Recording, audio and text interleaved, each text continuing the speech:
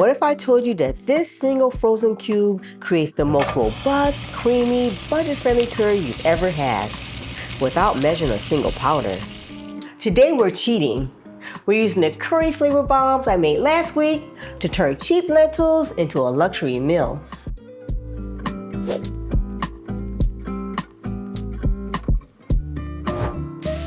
We start with our fresh base: onions, garlic, and ginger.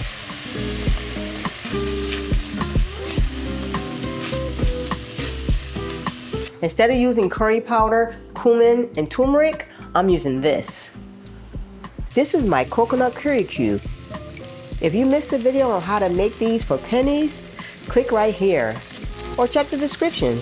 Now you might ask, Rose, if the cube has flavor, why add fresh aromatics? Because we're layering flavors.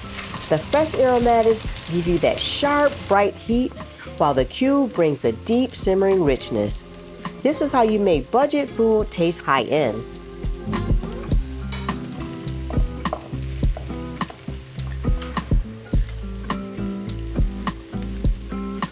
Now we add the lentils, broth, and a cup of unsweetened coconut milk.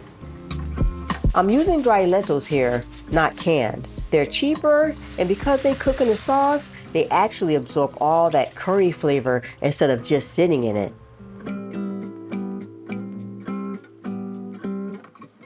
Cover and simmer for 25 minutes.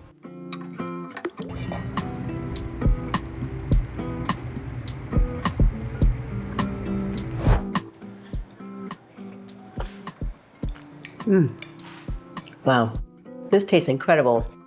It's bold, it's creamy, and it has just the right amount of spices. I know you'll love it. And the math? This entire pot costs about $3.18. That's less than 80 cents a bowl.